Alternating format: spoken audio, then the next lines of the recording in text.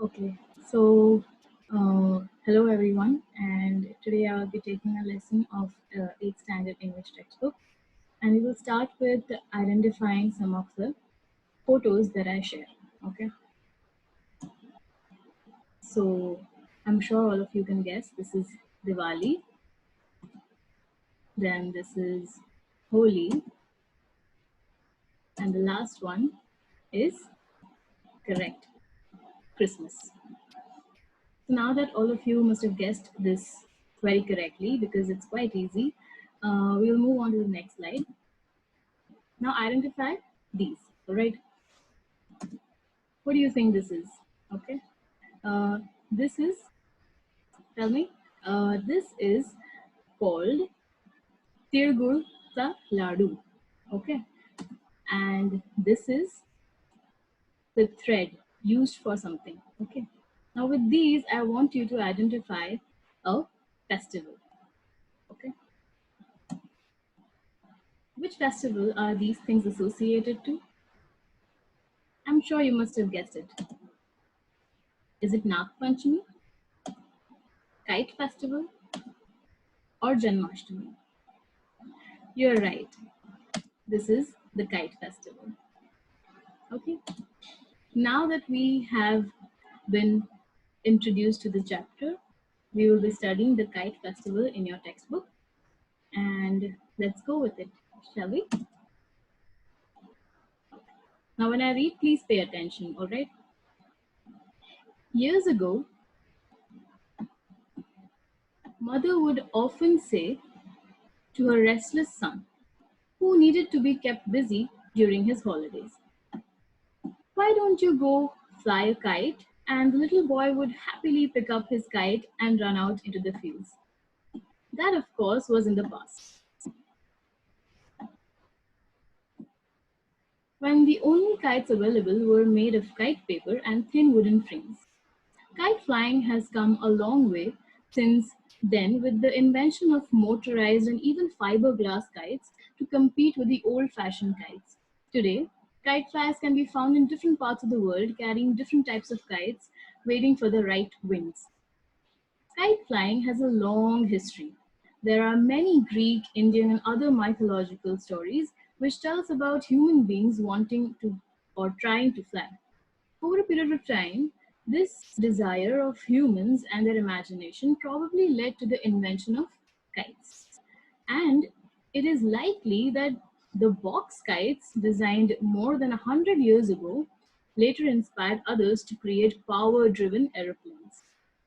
In India, however, the tradition of kite flying has not changed.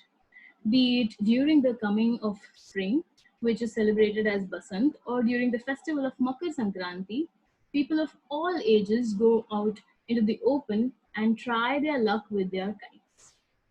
In towns and cities where open spaces are difficult to find, terraces and rooftops are often used for this traditional sport.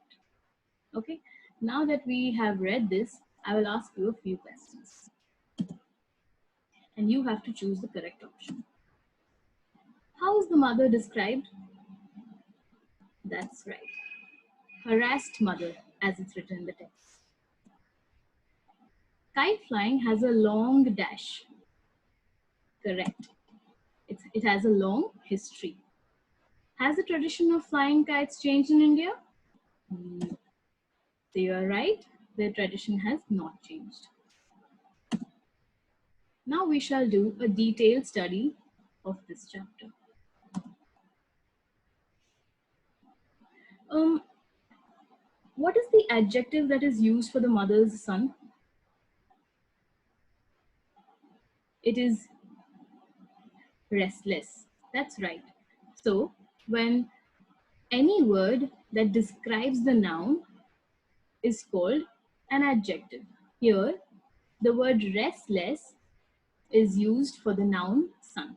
Okay, so that makes it an adjective. Now we move forward. Does the son agree to go out to play? Yes, he does. And uh, do we find fields around nowadays in our area? No, right? So this is a story of the past. This is a very olden times. This used to happen in olden times when parents used to send their kids outside to play and enjoy. Okay, so here, when they say that mother used to harassed mother used to send her restless child to play outside, the mother is not a specific mother. The mother is used as a general word for all the mothers of those times, because all of them used to send the kids outside to play because they had lots of open fields and areas to play around, and kite flying was one of the hobbies. All right, now. What are the different kinds of kites mentioned? Different kinds of kites mentioned. Yes, so there are wooden framed kites, and now what has happened that there is an invention of motorized and even fiberglass kites. Okay, so that time the kites looked like this with kite paper and wooden frame, and now the kites look like this, which even us humans can fly with. Okay, so what happened over the period of time? Hmm, these kite flyers are not just found in India, they're also found all over the world. Okay, and how we uh, celebrate this festival is very different from how people outside the country celebrate this festival. So we shall have a look at how these people celebrated. Okay.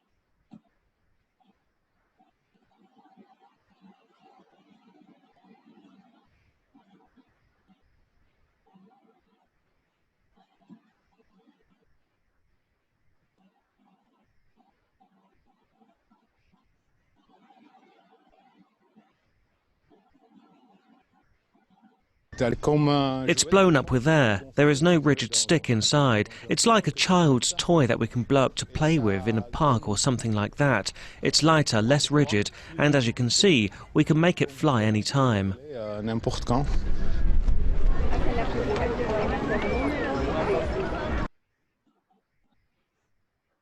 Okay.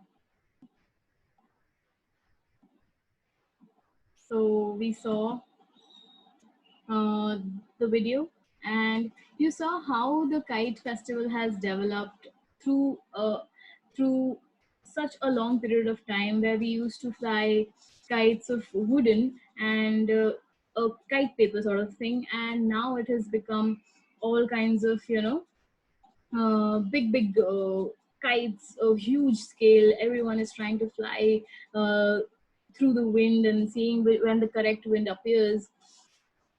So do you see how the kite festival has developed? Now we have the motorized kites, all sorts of things. There's a lot of invention that happened over these years. So there's a kind of a development in the kite festival over the period of time. There's a phrase that is used in your textbook, which describes this situation, and it is uh, to come a long way. So the kite festival and the celebration of it has come a long way from how it used to be in the past. And now we shall see that there is a word in the passage which means fictitious or imaginative. I'm sure you all will get this. That is mythological. So anything that is imaginative, which has come from an imagination, is called mythological. Okay. Now, what is the main idea of the unit that we studied till now, of the segment that we studied till now? You have to select the correct option. Okay, this is very easy. Was it about festivals? Was it about friends and family? Or was it about the types of kites? Hmm, you're correct. The main idea of this unit is types of kites.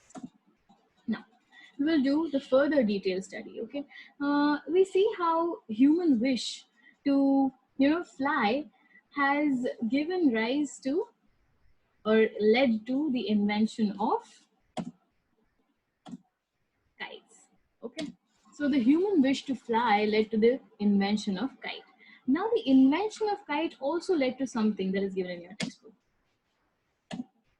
Yes, to aeroplane. And the invention of kite led to this invention of aeroplanes. All right, but but there are two words that are given in your text, which slightly change the meaning of this. Okay, the word probably and the word likely. Okay, so this means that the invention part, the invention story, that this led to this and this led to this, uh, is a mere possibility. This is not a definite fact. Okay, the words probably and likely mean that it is not a definite fact but merely a possibility of the event. Okay, now now we will see how in India we celebrate the kite festival.